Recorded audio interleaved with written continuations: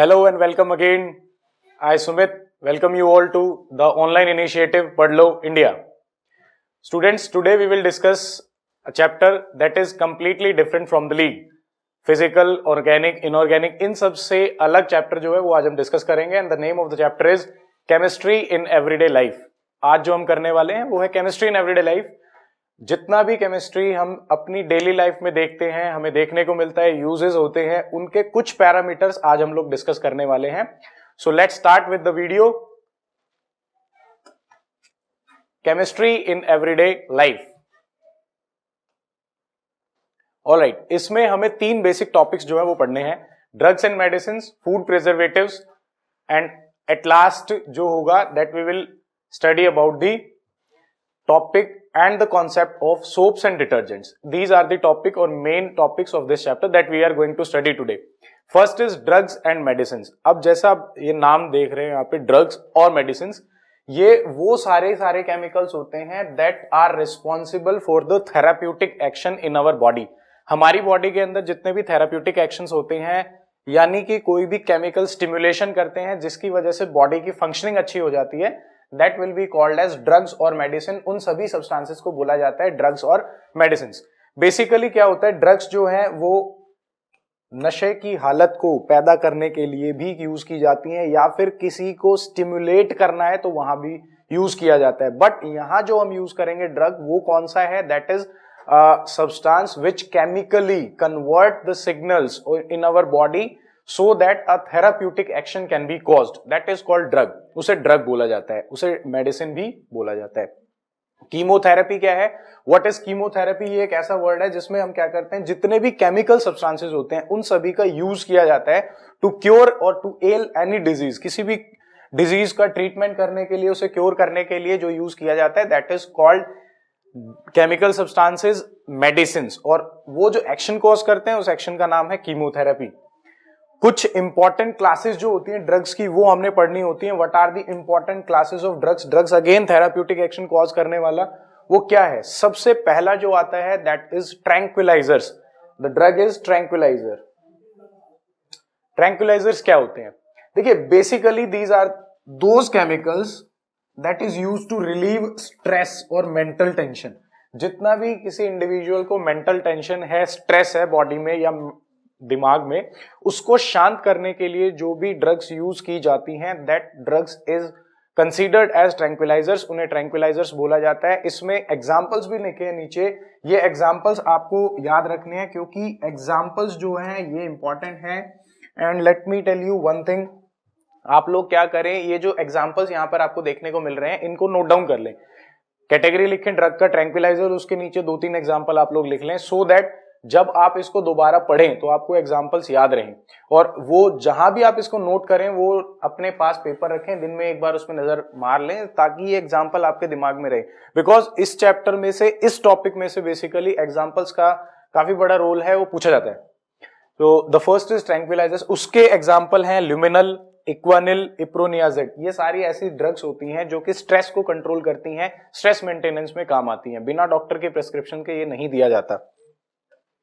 Next जो होता है category of drugs is analgesics. देखिए, एनाल्जेसिक्स, अब ये जो नेम आप पढ़ रहे हो एनाल्जेसिक, इसमें क्या है, these are use to reduce करने के लिए काम आता है पेन को हमारी बॉडी से.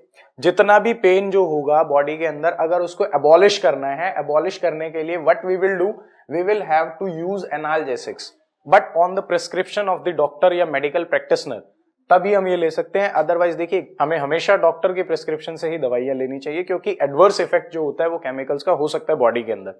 ऑलराइट, इसमें 2 तरह की ड्रग्स आती हैं, एक होती है नारकोटिक्स और एक होती है नॉन नारकोटिक्स. अब ये नारकोटिक्स और नॉन नारकोटिक्स क्या है?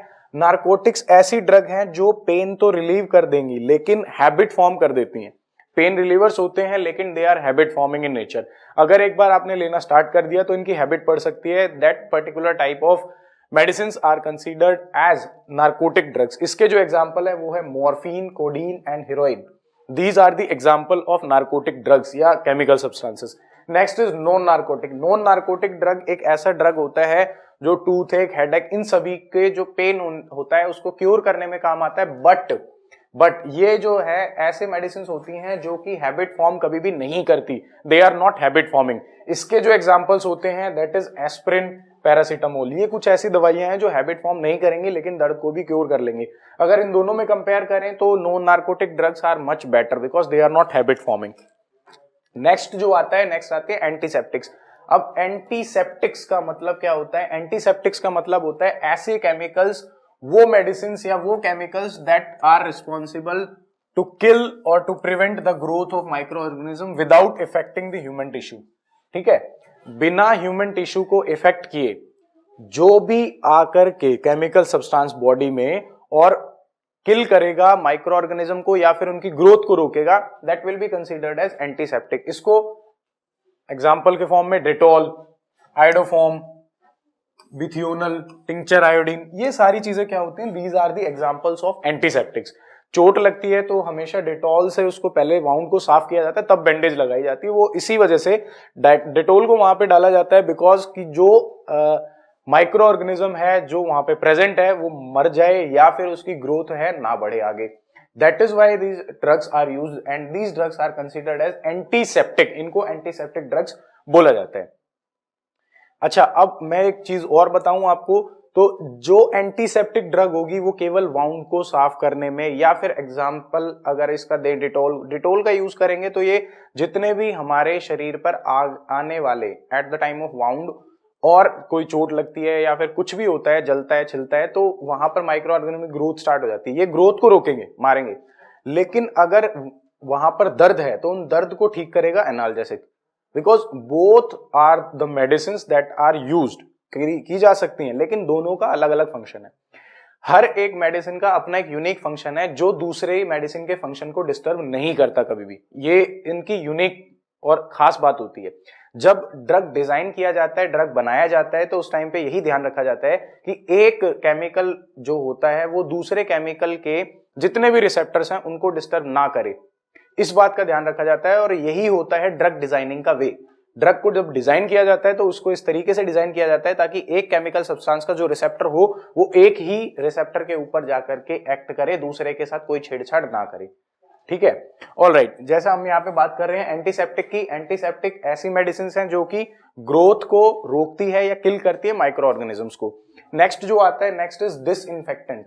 अब डिसइंफेक्टेंट ऐसे केमिकल्स होते हैं जो कि लिविंग ऑब्जेक्ट्स जो होते हैं जो सरफेस पे प्रेजेंट है, जैसे वायरस, प्रोटोजोआ, फंगी, बैक्टीरिया, ये सारी चीजें उनके एक्शन को कम करती है, उन्हें किल करती है, तो those medicine are considered as disinfectant.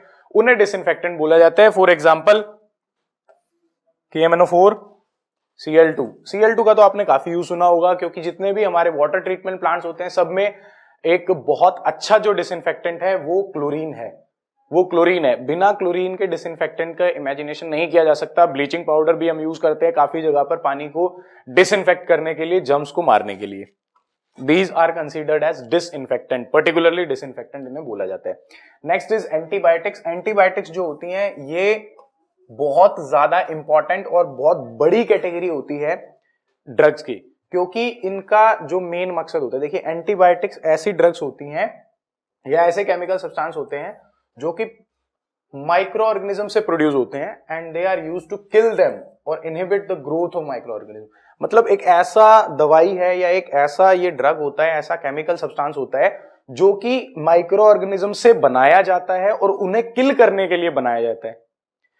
ये दो तरह का होता है। Antibiotics is of two type, one is broad spectrum antibiotic और another is narrow spectrum antibiotic. ये क्या होती है? Narrow spectrum, as per the name is suggesting, narrow spectrum antibiotic का मतलब है ये कुछ चुनिंदा माइक्रो ऑर्गेनिजम्स पर ही एक्ट करेंगे।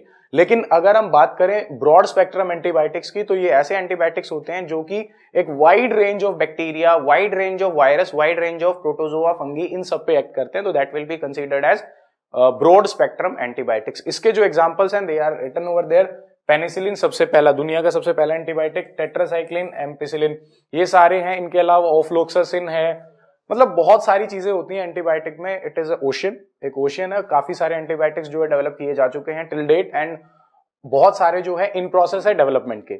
Alright, next is antipyretic. Antipyretic की अगर मैं हिंदी भाषा में बात करूं तो बॉडी के टेम्परेचर को लोअर करने वाली जो ड्रग्स होती हैं दैट इज कॉल्ड एंटीपायरेटिक, या फिर आप सीधी भाषा में बात करें बुखार को शांत करने वाली जो दवाइयां होती हैं that are called antipyretic drugs.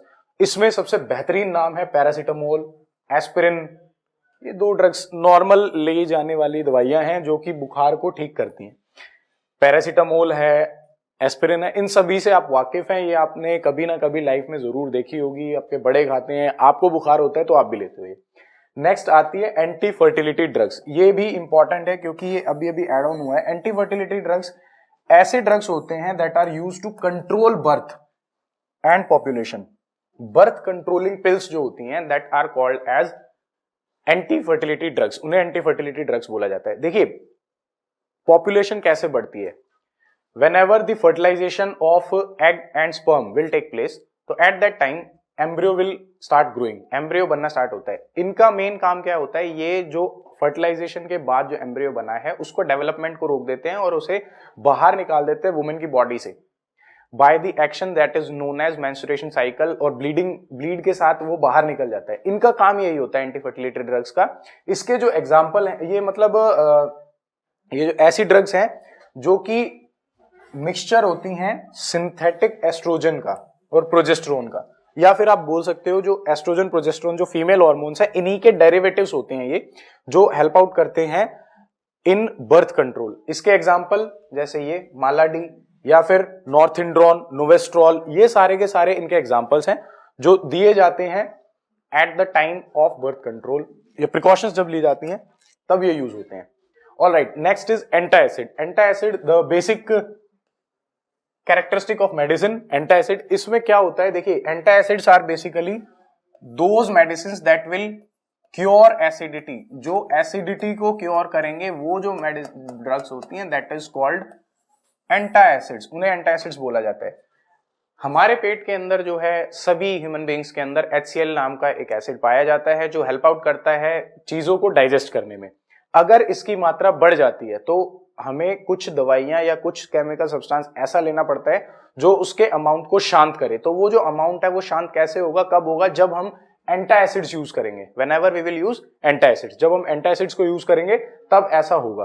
तो एंटासिड्स और एंटी एसिडिक पिल्स और the chemical substances are used to cure the acidity और acid level of our stomach. इसके जो एग्जांपल हैं मिल्क ऑफ मैग्नीशिया जो होता है MgOH twice, milk of magnesia काफी यूज किया जाता है, एल्यूमिनियम हाइड्रोक्साइड काफी यूज किया जाता है, सोडियम कार्बोनेट या जिंटेक, रेंटेक, ये दवाइयां भी आपने देखी होंगी। ये सारी की सारी किसमें आती हैं, these are fall under the category of antacids. ये सारी की सारी एंटासिड्स की कैटेगरी में आती हैं, यहां पे रखी जाती हैं। Alright, next is anti histamines. अब देखिए हिस्टामिन्स जो है they are the substances that cause allergic reaction in our body. हमारी बॉडी के अंदर एलर्जिक रिएक्शंस जो है वो कॉज करते हैं, और एलर्जिक रिएक्शंस को खत्म करने के लिए, एलर्जी के कारण क्या होता है, रैशेज आने स्टार्ट हो जाते हैं बॉडी में, खुजली होना स्टार्ट होता है। उससे क्या होता है, जो फैक्टर्स डेवलप होते हैं उन फैक्टर्स को शांत करने के लिए, या हिस्टामिन प्रोटीन जो आया हिस्टामिन को शांत करने के लिए जो ड्रग का यूज किया जाता है दैट इज एंटी हिस्टामिन्स। वो सारी एंटी हिस्टामिन ड्रग्स होती हैं। बेसिकली इनका काम होता है जो जितने भी एलर्जिक रिएक्शन है बॉडी में उनको खत्म करना। इसके जो एग्जांपल्स हैं वो है टेरिफेनाडाइन और cimetidine, these are the anti histamine. इनके अलावा सेट्रिजिन, लिवोसेट्रिजिन जो मेडिसिन होती हैं these are also comes under the category of anti histamines. Basically जितनी भी एलर्जिक रिएक्शंस हैं उनको शांत करने के लिए पहला जो प्रेफरेंस होता है डॉक्टर्स का वो यही होता है एंटी हिस्टामिन्स। अगर तब भी शांत ना हो, रिएक्शन खत्म ना हो, बॉडी के अंदर वो चलता रहे, या फिर एक हायर लेवल का इन्फेक्शन आ जाता है बॉडी में, तब एंटीबायोटिक्स की तरफ मूव किया जाता है। लेकिन पहला जो आता है वो एंटीहिस्टामिन, मतलब first stage of treatment you can say. Okay, now that's it about the medicines that are generally used in daily life. अब हम बात करेंगे कुछ फूड प्रिजर्वेटिव्स की या फिर कुछ ऐसे केमिकल्स की जो हमारे दिनचर्या के खाने में भी शामिल होते हैं। वो कौन कौन से हैं, क्या क्या हैं। देखिए सबसे पहले तो आपने सबने सुना होगा खाने को मीठा बनाने के लिए we have to use some sweetening agent. कुछ स्वीटनिंग एजेंट्स का हमें यूज करना पड़ता है, तो वो कहलाते हैं आर्टिफिशियल स्वीटनिंग एजेंट्स। ठीक है, ये ऐसे सब्सटेंसेस होते हैं जो कि नेचुरल शुगर के प्लेस पर यूज किए जाते हैं। जिस बंदे को डायबिटीज है हम उसे डायरेक्ट ग्लूकोज नहीं दे सकते क्योंकि उसके शरीर में जो लेवल होगा, द लेवल ऑफ ग्लूकोज और the level of insulin will spike, एकदम से स्पाइक होगा। तो उस केस में हम क्या करना पड़ता है, we have to choose certain chemicals that are sweet in taste but not have the properties of sugar. तो ऐसे जो सब्सटेंसेस होते हैं that are called the artificial sweetening agents, उन्हें बोला जाता है आर्टिफिशियल स्वीटनिंग एजेंट्स। इसमें जो दिखाया हुआ है, आपको एग्जांपल दिए हैं, सबसे पहला आता है एस्पार्टेम। एस्पार्टेम एक स्वीटनिंग एजेंट होता है, ये मोस्ट सक्सेसफुल और वाइडली यूज्ड आर्टिफिशियल स्वीटनर है पूरे भारत में, पूरे वर्ल्ड में, क्योंकि इसकी जो मात्रा होती है मिठास की वो 100 गुना ज्यादा है नेचुरल और केन शुगर से, लेकिन ये उतना ज्यादा इफेक्ट नहीं करता बॉडी में। शुगर फ्री पिल्स जो बनती है वो उन्हें बनाने में भी इन्हीं का यूज किया जाता है, आर्टिफिशियल स्वीटनिंग एजेंट्स का। इसका जो स्ट्रक्चर है एस्पार्टेम का वो ये है, आप देख सकते हो, this is aspartic acid. Aspartic acid और फिनाइल एनालाइन मिथाइल एस्टर जो है वो आपस में जुड़ते हैं, एक पॉलीमर बनाते हैं बड़ा सा, और तब जाकर के बनता है aspartame. This structure is very important to remember. Alright, aspartame जो होता है इसका जो यूज है that is limited in foods. क्यों? ये काफी इंपॉर्टेंट चीज है क्योंकि यहां से क्वेश्चन बन सकता है। Use of aspartame is limited to the cold foods या सॉफ्ट ड्रिंक्स जो बनती है वहीं केवल इसका यूज किया जाता है, लेकिन हम इसका यूज जो है वो खाने में नहीं कर सकते, खाना बनाने में नहीं कर सकते। ऐसा क्यों? ऐसा इसलिए क्योंकि ये जो है एस्पार्टेम ये टेम्परेचर के साथ बिल्कुल भी सेम या पैरेलल रेट में रिएक्शन शो नहीं करता। और आप ये कह सकते हो कि जो टेम्परेचर है अगर मैं बढ़ाऊं तो वो इसके फेवर में नहीं होगा, टेम्परेचर फेवरेबल ये नहीं होता, कुकिंग टेम्परेचर पर ये बिगड़ जाता है, अनस्टेबल हो जाता है। That's why we will not use aspartame at cooking temperature, हम यूज नहीं करते इसे। बाकी सॉफ्ट ड्रिंक्स वगैरह में तो सबसे ज्यादा यूज होने वाला है।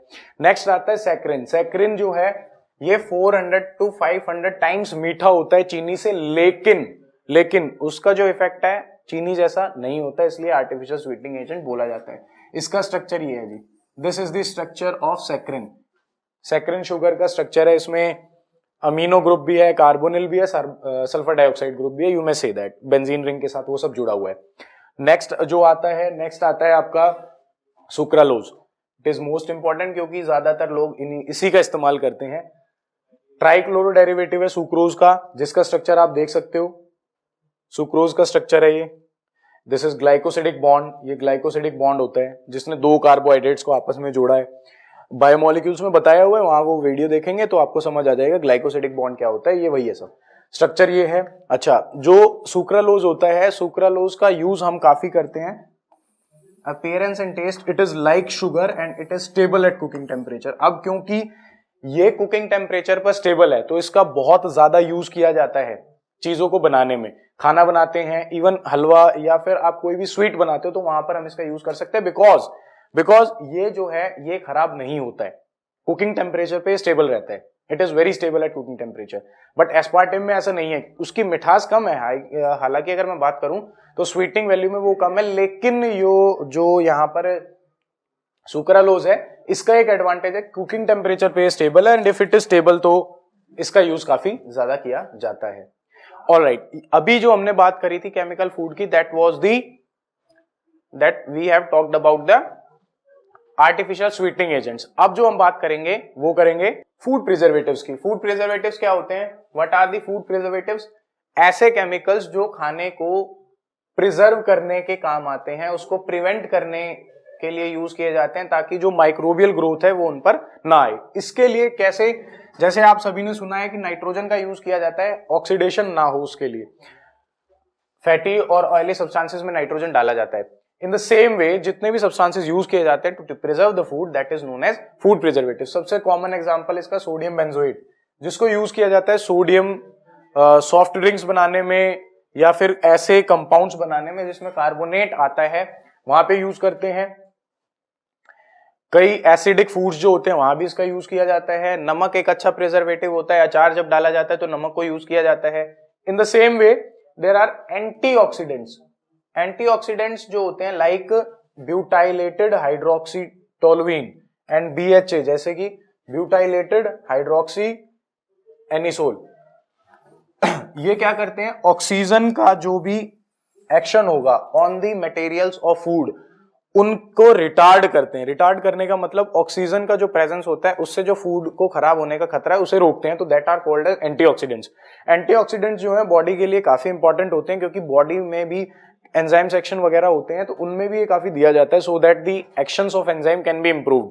अच्छा एंजाइम का एक्शन इंप्रूव हो सके और हमें महसूस हो सके that our body is functioning at a great extent, तो उनके लिए भी हम एंटीऑक्सीडेंट्स जो है वो यूज कर सकते हैं। These are called the food preservatives, basically food preservatives इन्हें बोला जाता है।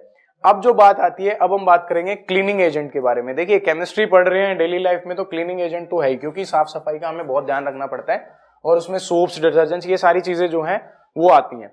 तो क्लीनिंग एजेंट्स क्या होते हैं? Cleansing agents are those agents या वो सब्सटेंसेस होते हैं जो डर्ट को रिमूव करते हैं by the action with water, पानी के साथ। ये दो तरह के होते हैं, सोप्स एंड डिटर्जेंट्स, जो हमने पढ़ने हैं यहाँ पर सोप और डिटर्जेंट्स के बारे में। ये लोअर क्लासेस में भी आपने पढ़ा है, but same here also we are studying the soaps and detergents, because देखिए सोप्स क्या होते हैं, दे आर दी सोडियम और potassium salts of higher fatty acids. Sodium और पोटेशियम सॉल्ट्स होते हैं, इनके अंदर जो कार्बन की मात्रा होती है दैट इज 15 to 18, 15 से लेकर 18 कार्बन एटम पाया जा सकता है। Example stearic acid, oleic acid और पाल्मिटिक एसिड, ये जो है तीनों एग्जाम्पल हैं सोप मॉलिक्यूल्स के, जिनमें number of carbon atom will very between the 15 to 18 carbon. 15 से लेकर 18 कार्बन तक का जो वेरिएशन होता है ये उनमें शो करने वाले होते हैं। मैं आपको बताता हूं कि किस तरीके से बनाया जाता है सोप को। सेपोनिफिकेशन एक प्रोसेस होता है जिसके बाद सोप बनता है। एक ऐसा प्रोसेस है जिसमें सोप बनाया जाता है बाय हीटिंग ग्लिसरॉल और फैटी एसिड को with aqueous sodium hydroxide solution. अगर मैं बात करूं सपोनिफिकेशन रिएक्शन की, तो इसमें क्या करते हैं, तेल के अंदर डाला जाता है सोडियम हाइड्रोक्साइड का सॉल्यूशन, गर्म किया जाता है, नमक डाला जाता है प्रिजर्व करने के लिए, तब जाकर के सोप तैयार होता है। If you will talk about the reaction, तो reaction will be like such, इस तरीके से होगी। ये ऑयल या फैट को हम यूज कर सकते हैं, दिस इज ऑयल और फैट। इसके अंदर हमने क्या करना है, NaOH का सॉल्यूशन डालना है। NaOH का सॉल्यूशन डालेंगे तो दो चीजें निकलती हैं, एक निकलता है ग्लिसरॉल जो कि बाय प्रोडक्ट होता है, और एक निकलता है सोप जो मेन प्रोडक्ट होता है जिसको हम बनाते हैं। ये मेन प्रोडक्ट जो है this is called sodium stearate, वो सोडियम स्टीरेट है। इस तरीके से पोटेशियम स्टीरेट भी बन सकता है, पाल्मिटिक एसिड बन सकता है, कोई भी जो है वो आप बना सकते हो। The reaction is considered as saponification. The preparation of soap is known as saponification reaction. Alright, next आता है सोप्स। ये जितने भी सोप्स होते हैं कभी भी हार्ड वाटर में रिएक्शन शो नहीं करते। अब व्हाट इज हार्ड वाटर, पहले तो ये समझे कि हार्ड वाटर क्या है, उसके बाद हमें पता चलेगा कि रिएक्शन क्यों नहीं करते। हार्ड वाटर जो होता है ये एक ऐसा पानी है जिसमें कैल्शियम और मैग्नीशियम की मात्रा जो है वो प्रेजेंट होती है in the form of ions, that is in the form of hydrogen carbonate, sulphates. इन दोनों में से किसी भी फॉर्म में मिल सकता है, कैल्शियम या मैग्नीशियम, या तो हाइड्रोजन कार्बोनेट की फॉर्म में मिलेगा या फिर सल्फेट की फॉर्म में मिलेगा, दोनों में से किसी भी फॉर्म में ये मिल सकता है। तो ये क्या करेगा, इसका बेसिक काम क्या होता है, जब भी सोप मॉलिक्यूल आता है तो ये सारे मैग्नीशियम कैल्शियम इसके साथ मिलकर के स्कम फॉर्म कर देते हैं, लेदर की फॉर्मेशन कर लेते हैं, जिसके कारण क्लीनिंग एक्शन जो है वो नहीं हो पाता। तो दिस इज द रीजन कि सोप जो है वो हार्ड वाटर में रिएक्शन शो नहीं करता। As you know that soap has two part, hydrophobic and hydrophilic. Hydrophobic part जो है वो तो पहले ही पानी से दूर रहता है, और हाइड्रोफिलिक पार्ट जो होता है अगर वहां पर मैग्नीशियम कैल्शियम प्रेजेंट हो जाए तो वो वहां की रिएक्शन को चेंज कर देता है, और जो प्रोडक्ट बनना चाहिए वो प्रोडक्ट नहीं बनता। जैसे सोप पानी में जाकर के बनाता है ये, this is called stearic acid. और जब स्टीरिक एसिड सोप के साथ मिलेगा, स्टीरिक एसिड सोप के साथ मिलेगा तो वो लेदर फॉर्म करेगा। ठीक है, ये तो आम की बात है भाई, आम वाटर में ऐसा है, लेकिन this leather will not be formed whenever the water will be hard. ये लेदर नहीं बनेगा, क्लीनिंग एक्शन नहीं होगा अगर वाटर हार्ड है तो, और वाटर हार्ड होगा तो कैल्शियम मैग्नीशियम मिलेगा इसके साथ और नीचे ले जाकर के बैठा देगा और एक इनसॉल्युबल प्रेसिपिटेट फॉर्म करेगा जिसको बोला जाता है स्कम। स्कम एक ऐसी चीज है जो क्लीनिंग एक्शन शो नहीं करने देती है सोप को, जो सोप का क्लीनिंग एक्शन होता है वो नहीं होता है फिर। ठीक है, तो यू में से कि this is the disadvantage of soap. ये डिसएडवांटेज है कि वो हार्ड वाटर में क्लीनिंग एक्शन शो नहीं करता है या रिएक्शन शो नहीं करता है। ऑलराइट, अब बात करते हैं डिटर्जेंट्स की। देखिए सोप जो है वो कहीं पे जाकर के फेल हो रहा है, लेकिन जो डिटर्जेंट्स हैं ये एडवांटेजियस लेवल पर होते हैं थोड़ा सा सोप से, क्योंकि डिटर्जेंट्स जो है वो हार्ड वाटर में भी रिएक्शन करने की क्षमता रखते हैं। In the hard water these detergents can show the reaction. Basically detergents क्या होते हैं, these are the sodium salt of long linear alkyl benzene sulphonic acid, ऐसे होते हैं जिनमें स्ट्रक्चरल चेंजेस होते हैं, थोड़ा सा स्ट्रक्चरल चेंज करके डिटर्जेंट्स बनाए जाते हैं। इनका जो मैन्युफैक्चरेशन होता है, मैन्युफैक्चर होता है, they are manufactured chemically from the materials other than animal fats. Animal fat से जो दूसरे, यानी आप कह सकते हो इनऑर्गेनिक कंपोनेंट्स काफी इनमें ज्यादा यूज किए जाते हैं, बिकॉज इनकी जो एक्टिविटी होती है वो भी काफी ज्यादा होती है। These can be used both in soft and hard water. They give form even in hard water. Hard water में भी ये form देगा। अच्छा, ये इसका एडवांटेज है over soap. Soaps are disadvantageous if we will compare it with the detergents. Detergents are advantageous because they can give and they can show the cleaning action even in hard water. ठीक है, इसके तीन प्रकार होते हैं जी। जो detergents होते हैं वो तीन तरह के होते हैं। कौन कौन से होते हैं तीन तरह के? सबसे पहला, the first is anionic detergent. Anionic detergent ये क्या है समझते हैं। These are sodium salts of sulphonate, long chain alcohol और hydrocarbon. Sodium salt of sulphonate है, लॉन्ग चेन ऑफ हाइड्रोकार्बन है। इनमें क्या होता है, एनायनिक डिटर्जेंट्स में जो एनायनिक पार्ट होता है मॉलिक्यूल का, that will be involve in the cleaning action. जब भी क्लीनिंग एक्शन होगा तो उस केस में ये क्या करेंगे, एनायनिक पार्ट को भेजेंगे ताकि वो जो एनायनिक पार्ट है वो जाकर के इन्वॉल्व होगा क्लीनिंग एक्शन। इसके एग्जांपल जो होते हैं, alkyl benzene sulphonate, alkyl benzene sulphonate, this is the example of anionic detergent. ठीक है, एनायनिक डिटर्जेंट जो होता है इसका मेन जो डेफिनेशन है वो यही है कि इसमें anionic part will be there for the cleaning action. Cleaning action के लिए एनायनिक पार्ट होगा। इसका यूज सबसे ज्यादा टूथपेस्ट को बनाने में किया जाता है। टूथपेस्ट वगैरह जब बनते हैं तो ये यूज किए जाते हैं anionic detergents. Alright, next one that comes is cationic detergents. अब ये क्या है, ये ऐसे डिटर्जेंट्स होते हैं जो क्वाटरनरी अमोनियम सॉल्ट्स होते हैं अमीन के, along with the acetate in their chains.